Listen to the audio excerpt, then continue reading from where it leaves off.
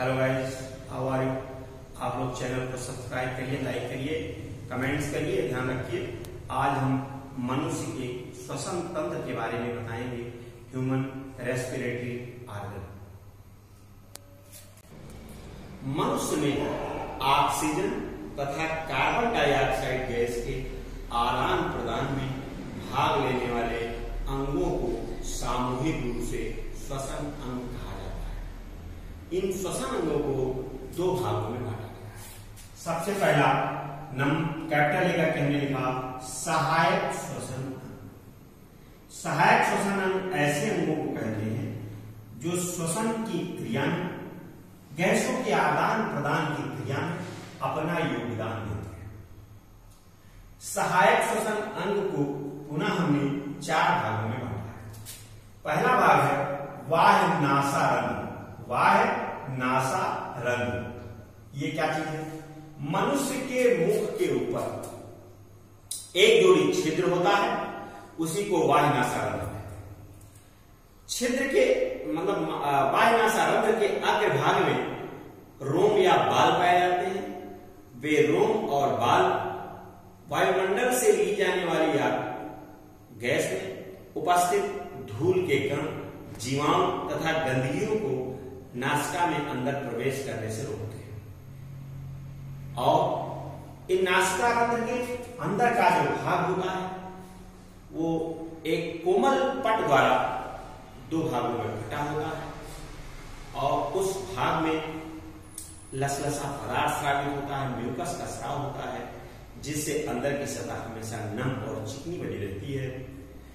धूल के कण और अशुद्धियां जो नासिका रंध्र में अंदर प्रवेश कर जाती हैं, वो इस चिपचिपे पदार्थ से चिपक कर और रुक जाती हैं, जिससे हमारे फेफड़े में गंदगी और जीवाणु प्रवेश नहीं कर पाते हैं। इसलिए श्वसन की क्रिया को हमेशा आप नासिका रंध्र से ही करेंगे, मुख से श्वसन की क्रिया नहीं करना है। दूसरा जो भाग है इसका वो नासा पथ है। नासिका, नासा रंध्र के बाद नासिका पथ, अंदर जो छिद्र होता है, नली होती है, वो नासिका पथ कहलाती है। वो घुमावदार पथ से होकर के और हमारे कंठ तक जाती है, हमारे कंठ तक जाती है घुमावदार पथ से होते हुए भी। और हमने बताया था कि हमारा जो नाक है उसका अग्रभाग नासा पट द्वारा दो भागों में बटा होता है और इसमें श्लेष्मा का स्राव होता है। ये भाग चिपचिपा होता है। और नासा पथ के कार्य क्या है, मैं आपको थोड़ा सा बताने का प्रयास करूंगा। वायु में मिश्रित धूल के कण, जीवाणु व अन्य हानिकारक कण श्लेष्मा से चिपक कर रोमों में अटक कर उसी पथ के अगले भाग में रह जाते हैं और स्वच्छ व निस्यंदित वायु फेफड़े तक पहुंचती है। नासा पथ का एक कार्य हो गया। दूसरा, श्लेष्मा स्राव के कारण ये पथ नम रहता है, अतः शरीर में प्रवेश करने वाली वायु भी नम हो जाती है। दूसरी बात हो गई। तीसरी बात, वायु का तापमान शरीर उष्मा के कारण शरीर के ताप के बराबर हो जाता है। आपको पता होना चाहिए, जब गर्मी की सीजन होती है, टेम्परेचर बढ़ जाता है, 40-45 डिग्री सेल्सियस हो जाता है, तो हमें नाक पर गमछा या रुमाल बांधना पड़ता है, जिससे छनकर वायु अंदर जाती है और जब नासिका छिद्र के अंदर प्रवेश करती है तो शरीर के ताप के बराबर होकर के तब अंदर प्रवेश होती है। ठीक उसी तरह से ठंडी की सीजनों में जब टेम्परेचर कम हो जाता है तब ठंडी वायु नासिका छिद्र से प्रवेश करती है और फिर उसका ताप जो है नासिका के अंदर जाने के पश्चात शरीर के ताप के बराबर हो जाता है, तब फेफड़े में जाती है। अब दूसरा भाग इसका हमने आपको बताया। तीसरा भाग इसका ग्रसनी है। ये हमने लिखा ग्रसनी, आपको पता होना चाहिए। नासा पथ से वायु गले में स्थित ग्रसनी में प्रवेश करती है। ग्रसनी में मुख पथ तथा नासा पथ दोनों होते हैं, यानी हवा जो मुख से अंदर जाती है वो भी पथ है और नाक से ली जाती है उसके लिए भी पथ है, दोनों जो एक दूसरे से ज्वाइंट होती हैं। इसलिए हम मुख से भी सांस ले सकते हैं। ग्रसनी में वायुनाल तथा ग्रसनी दोनों खुलती हैं। वायुनाल का छिद्र घाटी द्वार कहलाता है। आपको पता ही है वायुनाल का जो छिद्र है घाटी द्वार कहलाता है। इस पर एक ढक्कन नुमा रचना पाई जाती है। इस ढक्कन नुमा रचना को एपिग्लॉटिस कहते हैं, बता चुके हैं। ये भोजन करते समय भोजन नलिका को बंद कर, भोजन श्वास नलिका को बंद कर देती है, जिससे भोजन आहार नलिका में नीचे चला जाता है आमाशय के अंदर, और हम श्वसन की क्रिया करते हैं तो ये एपिग्लॉटिस भोजन नलिका को बंद रखती है, श्वसन नलिका को खुली रखती है, जिससे फेफड़े से आने वाले वायु वाक तंतुओं से टकराए, उनमें कंपन हो और आवाज उत्पन्न हो। मैंने आपको बताया था। अब इसके बाद हम आपको बताते हैं चौथा भाग, यहाँ पे हमने लिखा वायुनाल या कंठ, इसके बारे में बताएंगे। ये वायुनाल या कंठ, ये जो हमारी नली है, इसकी लंबाई 10 से लेकर 11 सेंटीमीटर होती है। यहां से लेकर के यहां तक इसकी लंबाई 10 से 11 सेंटीमीटर होती है, और इसका आंतरिक व्यास 1.5 सेंटीमीटर से लेकर के और 2.5 सेंटीमीटर तक का होता है। इस भाग को हम दो भागों में बांट सकते हैं, एक श्वसन तंत्र वाला भाग, एक श्वास नली वाला भाग।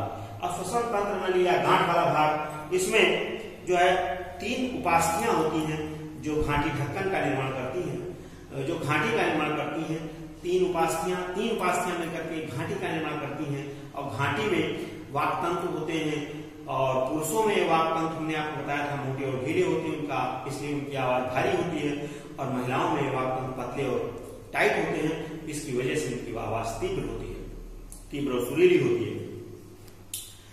और हमने आपको बताया ध्वनि उत्पादक यंत्र इसी को कहते हैं। और ये भाग जो है उपास्थिका जो बना, ये भाग जो है वो उभर कर सामने दिखाई देने लगता है, इसे टेटुआ भी कहा जाता है, टेटुआ। अब इसके बाद निचले वाले भाग की तरफ हम आएंगे, जिसे हम कहते हैं श्वास नली। ये गर्दन की पूरी लंबाई में स्थित होता है, और इसका कुछ भाग वक्ष गुहा में भी पाया जाता है। और अब इसमें देखिए कैपिटल सी आकार के उपास्थ के बने कैपिटल सी आकार के उपास्थ के बने छल्ले पाए जाते हैं, जिनकी संख्या 16 से 20 हो सकती है, और वायु की अनुपस्थिति में जब वायु नहीं रहती है तो ये उपास्थ के छल्ले श्वास नलिका को चिपकने से रोकते हैं। अब इसके बाद हमने आपको बताया, फिर ये इसका जो निचला भाग है श्वास नली वाला, श्वास नली वाला ये भाग 2 हिस्सों में बढ़ जाता है। एक भाग दाएं फेफड़े में चला जाता है, और एक भाग बाएं फेफड़े में चला जाता है, और इसके बाद फेफड़े के अंदर जाकर के ये श्वसनिकाओं फुफ्फुस कोशों में विभाजित हो जाता है। मुख्य श्वसन अंग जिसमें दोनों फेफड़े भाग लेते हैं। तो मनुष्य के शरीर में फेफड़ों की संख्या 2 होती है, एक दायां फेफड़ा होता है और एक बायां फेफड़ा होता है।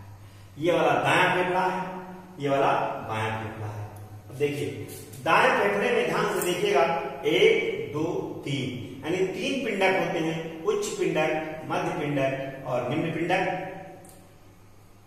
अर्थात हम कह सकते हैं कि जो दाहिना फेफड़ा होता है वो थोड़ा बड़ा होता है, और बायां फेफड़ा थोड़ा छोटा होता है।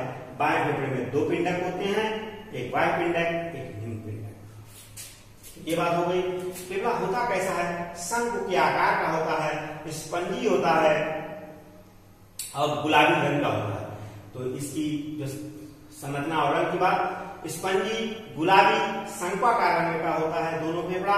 दाहिना फेफड़ा थोड़ा बड़ा होता है, बायां फेफड़ा छोटा होता है। दाहिने फेफड़े में 3 पिंडक होते हैं, बाएं फेफड़े में 2 पिंडक होते हैं। फेफड़े के बारे में बता दें। अब फेफड़े के बारे में बताने के पश्चात थोड़ा सा ध्यान देने वाली बात आ जाएगी कि जब हम श्वासोच्छ्वास की क्रिया द्वारा, श्वासोच्छ्वास क्या है, ब्रीदिंग क्या है, शुद्ध वायु को वायुमंडल से नासिका छिद्र से खींच करके फेफड़ों में भर देना, और अशुद्ध वायु को पुनः फेफड़े से निकालकर नासिका छिद्र द्वारा बाहर वायुमंडल में छोड़ देना, इस सम्मिलित क्रिया को श्वासोच्छ्वास या ब्रीदिंग कहा जाता है। सांस लेने अथवा सांस छोड़ने की सम्मिलित क्रिया को श्वासोच्छ्वास कहते हैं। श्वासोच्छ्वास की क्रिया के समय, श्वासोच्छ्वास की क्रिया एक तरह की भौतिक क्रिया होती है। निःश्वसन तथा निःश्वसन को संयुक्त रूप से श्वासोच्छ्वास कहते हैं। हम परिभाषित कर सकते हैं कई तरह से।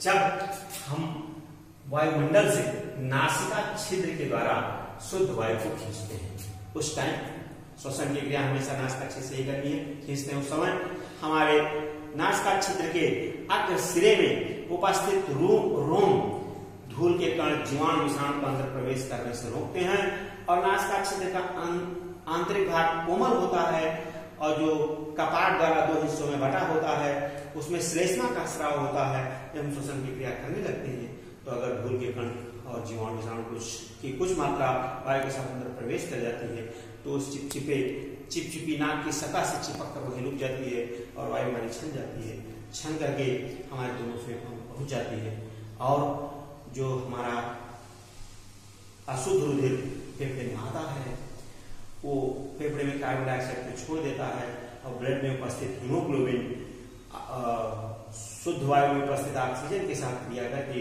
ऑक्सी हीमोग्लोबिन बना करके शुद्ध होकर के पुनः फेफड़े में पूरा हृदय में चला जाता है और जो अशुद्ध वायु फेफड़े में आकर फर जाती है उसे हम निःश्वसन की क्रिया द्वारा फेफड़े से बाहर निकालते हैं।